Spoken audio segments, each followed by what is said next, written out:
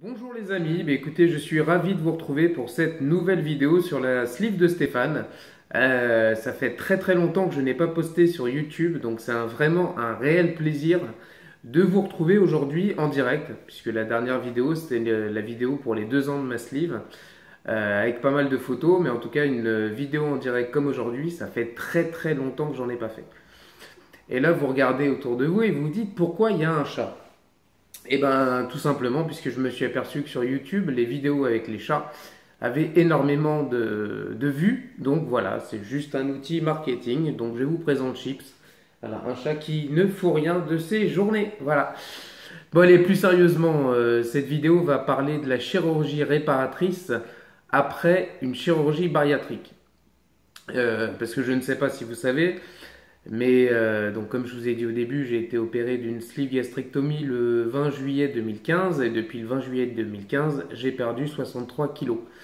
Donc voilà, vous pouvez imaginer que sur la peau et surtout pour nous les hommes qui avons un excédent de peau, un excédent de poids en tout cas au niveau du ventre, vous pouvez imaginer que pour la peau ça a été super compliqué et donc le 17 janvier 2017, j'ai été opéré de ma première chirurgie réparatrice qui s'appelle un body lift. Donc la chirurgienne a fait le tour, totalement le tour du tronc. Et puis là, le 15 février, donc il y a à peu près un mois et demi maintenant, j'ai eu la chance d'avoir une gynécomastie. Alors la gynécomastie, c'est au niveau des pectoraux. Et c'est une rectification justement, puisqu'on s'aperçoit qu'avec la perte de poids massive, il se peut chez certaines personnes et chez certains hommes en particulier qu'il y ait un développement de la glande mammaire, c'est-à-dire qu'il y a un dérèglement hormonal suite à la perte massive de poids et donc on s'aperçoit que la glande mammaire grandit. Puisque oui, c'est une information. Nous aussi les hommes, nous avons une glande mammaire. Donc voilà, je l'ai appris il y a peu de temps, donc je le partage avec vous. En tout cas, voilà, la vidéo, elle est là pour ça, pour vous dire que justement, il y a des possibilités de chirurgie réparatrice après les opérations. Et j'utilise exprès ce mot réparatrice, puisqu'effectivement, on a affaire à des chirurgiens plasticiens ou en tout cas des chirurgiens esthétiques. Mais c'est une chirurgie réparatrice pour réparer les dégâts qui ont été faits par la peau, en tout cas par rapport à l'élasticité. C'est dur à dire, hein, l'élasticité. Bon, par rapport à l'élasticité, en tout cas tous les amas de peau qu'il peut y avoir suite à une perte de poids massive. Donc voilà, j'insiste aussi sur cette vidéo pour vous dire à toutes et tous de prendre vraiment du temps. C'est-à-dire que n'hésitez pas à voir plusieurs chirurgiens, puisqu'on s'aperçoit qu'effectivement il peut y avoir comment dire, des prix, des tarifs différents par rapport au dépassement d'honoraires d'un chirurgien à l'autre, puisque justement on s'aperçoit que la chirurgie réparatrice n'est pas toujours pris en charge par la sécurité sociale. D'ailleurs, sur ma page, la sleeve de Stéphane, j'avais fait un post environ en janvier 2017, quand justement je subissais ma première chirurgie réparatrice. J'avais fait avec ma femme un post assez long sur justement la prise en charge. Je rappellerai pas dans cette vidéo qu'il y a justement des chirurgiens réparateurs, qu'il y en a à peu près 25 en France, qui ont signé l'OPTAM. L'OPTAM, c'est c'est le nouveau CAS, contrat d'accès aux soins. Donc vous verrez par exemple sur le portail d'Amélie marqué Optam ou en tout cas marqué dépassement d'honoraires contrôlés. Les dépassements d'honoraires contrôlés par la Sécu permettent, quand vous avez une mutuelle responsable, ce qui est obligatoire pour toutes les personnes en situation de travail depuis le 1er janvier 2018, donc renseignez-vous auprès de votre mutuelle, puisque des fois, en prenant un chirurgien qui a signé l'OPTAM, vous avez les dépassements d'honoraires qui sont remboursés par la Sécu, qui sont en tout cas remboursés par votre mutuelle, et donc en tout cas voilà, vous n'avez pas à avancer les frais.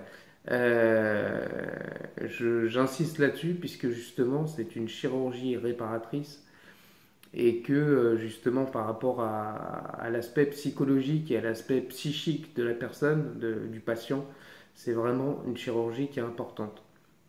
Moi, je sais que je vis d'autant mieux depuis que j'ai fait ces deux chirurgies.